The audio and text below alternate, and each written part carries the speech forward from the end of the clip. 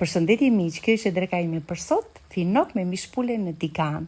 Doli vërtet fantastike, mos e lini pa provuar të recetë.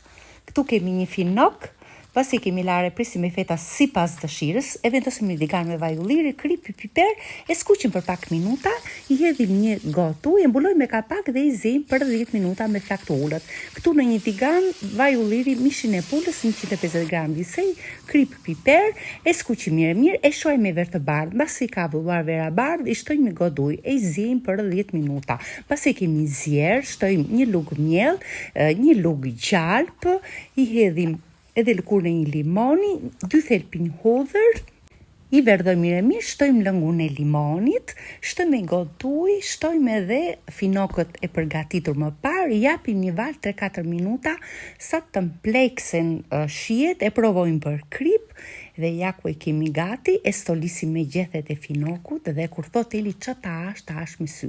Për ju që agjeroni, mos e shuani me verë të bardhë, hidhini vetëm limon, shuani me lëngun e limonit. Ju përshëndes, ciao ciao.